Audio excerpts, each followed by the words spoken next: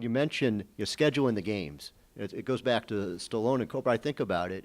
It was like, remember in Rocky Four, he had to go fight Drago, Rocky was the champion, but the fight was in Russia.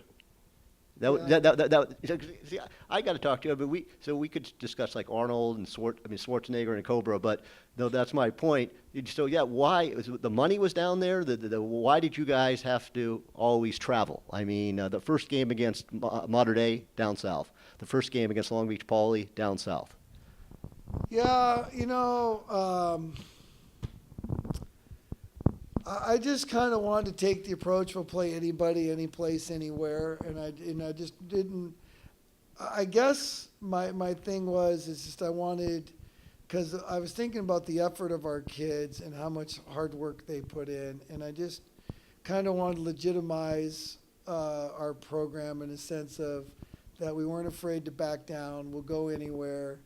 I kind of wanted to get that mentality in our kids, and I think it was effective. I think, we liked holding ourselves up and, some hotel by ourselves. It was a great team bonding experience. And I don't know, I just thought that, I could have been wrong and been nuts going on the road. But, at those times, too, the attitude was, we play real football down here. So it was kind of like, they always kind of wanted us to travel there first. And if I would have made them come up here, they may not have shown up. I mean, I remember one time Los Alamitos had a winning streak back in the early 90s, and they called me up as the athletic director, and it's like, how would you guys like, to come and try to break the record?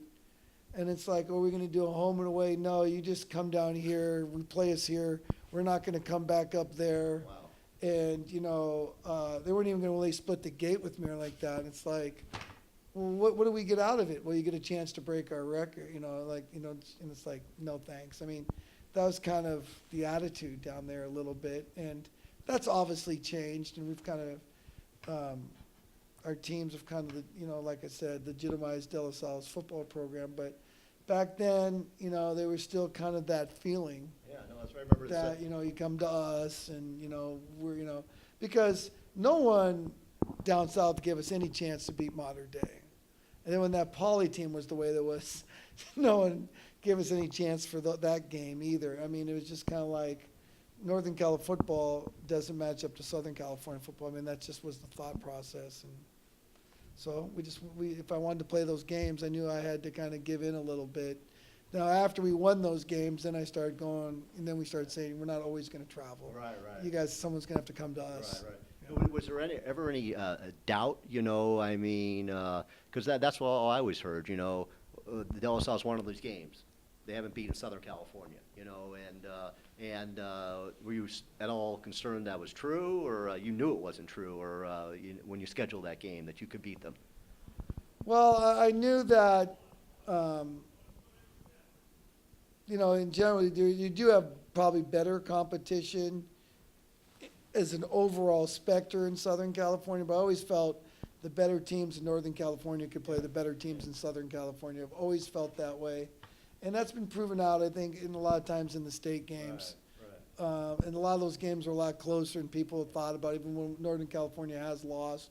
We still represent ourselves pretty well. But,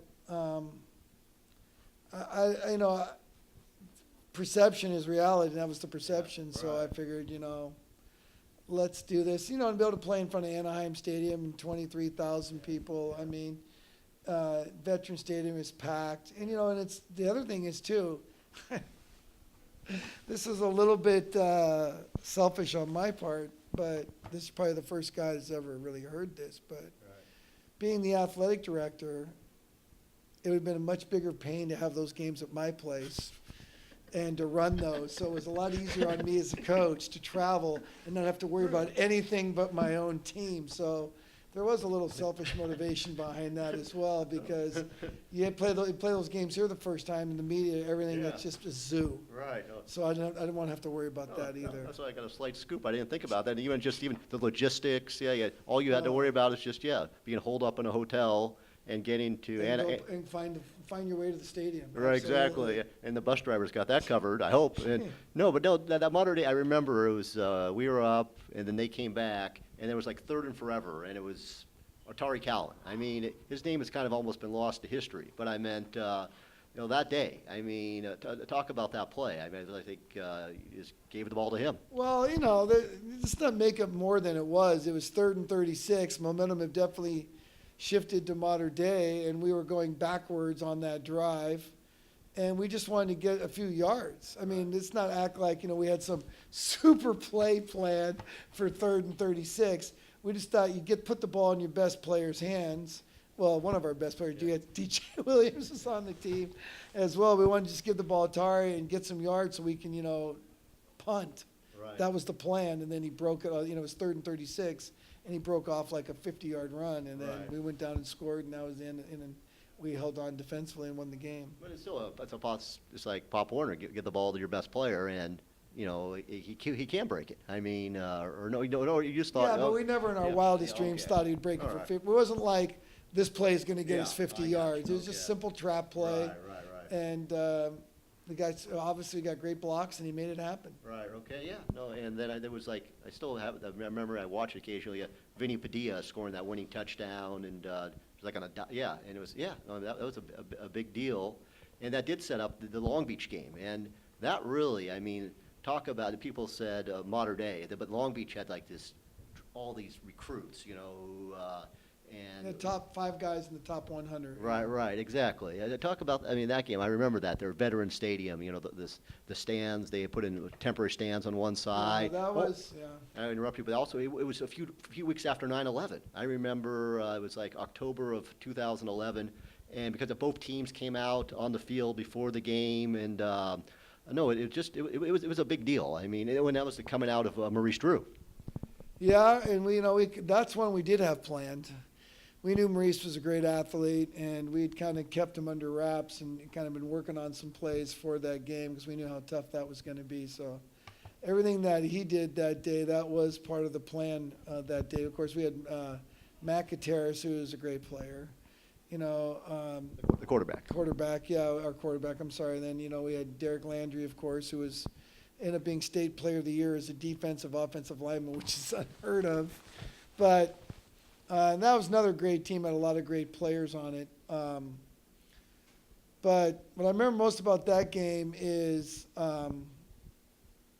took the game. We talked about it after we won NCS. We kind of went out as a staff and just we're sitting down having some food after the game and talking about next season. I mentioned the Poly game, and coaches were like, those guys are loaded. And I go, well, we have some pretty good players too. Like, well, those guys, blah, blah, blah. And then I finally convinced them, like, come on, let's give it a shot. So I kind of talked most of the staff into playing that game.